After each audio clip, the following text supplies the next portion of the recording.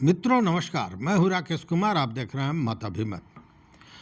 मित्रों, अभी बिहार सरकार के लगभग सभी विभाग ऐसे हैं जहां कंट्रेक्चुअल बेसिस पर काम कराया जा रहा है डाटा एंट्री का।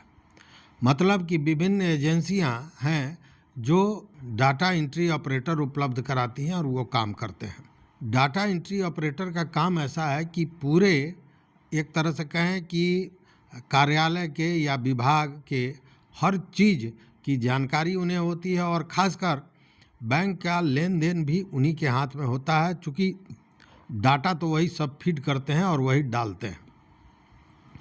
डाटा एंट्री को लेकर जो ऑपरेटर्स हैं वो यह भी बताते हैं कि जो सामान्य लोग काम करते हैं उनसे ज़्यादा काम करना पड़ता है। उन्होंने समायोजित करने की बात, मतलब सेवा को सरकारी सेवा बनाने की बात कही है, चूँकि जो एजेंसियां हैं उनको सही ढंग से उसका लाभ नहीं देती हैं। ये सारी चीज़ें चल रही है। इसको लेकर जो स्वास्थ्य विभाग के डाटा एंट्री ऑपरेटर्स थे उनका एक हमने उनकी व्यथा कथा भी बनाई थी, उस पर एक वीडियो दिया था। लेकिन आज मामला कुछ और है। कुछ शातिर डाटा एंट्री ऑपरेटर्स ऐसे हैं जो मिलकर, या यूं कहे कि पूरे कार्यालय को अपनी उंगली पर नचाते हैं। यह किसी एक विभाग की बात नहीं है, हर विभाग की है। तो वैसी स्थिति में एक तरह से कहें कि वो हावी होते हैं कार्यालय पर। और ऐसा ही एक मामला आया है सासाराम से। सासाराम में डाटा ऑपरेटर और विभागीय कर्मचारी, जो कार्यालय के कर्मचारी थे, इन लोगों ने मिलकर 2,30,00,000 रुपए का घोटाला कर लिया। और ये मामला है सासाराम के परिवहन कार्यालय का, मतलब ट्रांसपोर्ट ऑफिस का। इसको लेकर जो वहाँ के सासाराम के जिला परिवहन पदाधिकारी हैं बाबूराम, उन्होंने थाने में एक केस दर्ज किया है 4 लोगों को आरोपी बनाते हुए। इन 4 लोगों में कार्यालय के कर्मचारी अजय कुमार, अक्षय कुमार, उसके साथ जो प्रोग्रामर हैं अनिल कुमार और डाटा एंट्री ऑपरेटर हैं अनिल कुमार, इन चारों लोगों पर डीटीओ ने केस दर्ज किया है। और केस दर्ज है, जैसा मैंने बताया, 2,30,00,000 के गबन का। मामला क्या है सो समझिए। देखिए, अभी लगभग सभी विभागों में चल रहा है ऑडिट का काम। इसी ऑडिट के दौरान 2021 से 25 का जब ऑडिट हुआ तो ये मामले सामने निकल के आए, बड़े गबन का मामला सामने आया। और इसमें था क्या कि जो गाड़ियों के लिए, मोटर वाहन व्हीकल्स के लिए जो ई चालान जमा होता है, जो टैक्स जमा होता है, ये सभी जो शातिर लोग हैं, इन लोगों ने पैसा तो वसूल कर लिया, लेकिन सरकारी खाते में इस पैसे को जमा नहीं किया। और अब ये मामला उजागर हो गया है।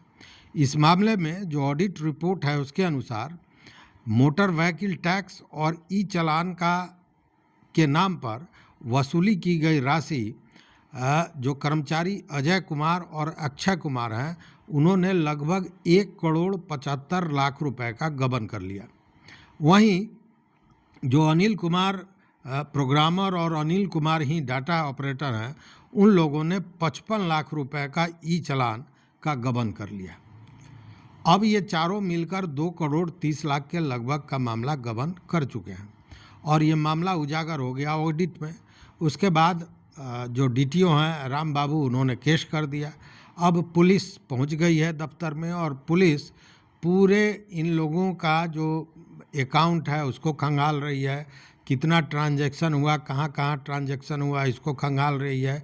मतलब कि एक तरफ से जितने भी इनके कागजात हैं और जो पैसे का लेन देन हुआ है उस सारे चीज़ों को पुलिस खंगाल रही है। दूसरी ओर विभाग भी तैयारी में है।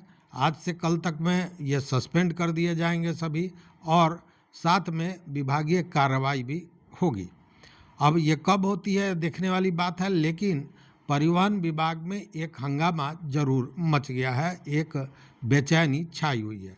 देखिए, इसका यही सब कारण है कि आप परिवहन विभाग में कोई काम करने जाते हैं, देते हैं, अब कोई साधारण काम भी है उसके लिए आपको महीनों दौड़ना पड़ता है और परेशानी होती है, बहुत बार दौड़ते थकते हार जाते हैं, काम नहीं होता है। इन सारे चीज़ के पीछे यही सब कहीं ना कहीं गोलमाल हेरा फेरी है।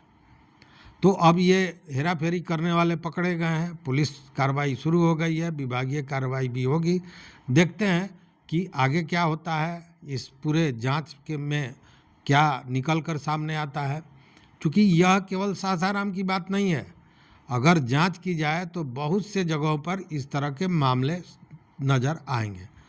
आपकी जानकारी में कुछ हो तो ज़रूर बताइएगा। देखते रहिए मत अभिमत। मित्रों, चैनल पर नए हो तो सब्सक्राइब कीजिए, लाइक कीजिए, दोस्तों के साथ शेयर कीजिए और अपना विचार जरूर दीजिए। बहुत बहुत धन्यवाद, कोटिशः आभार।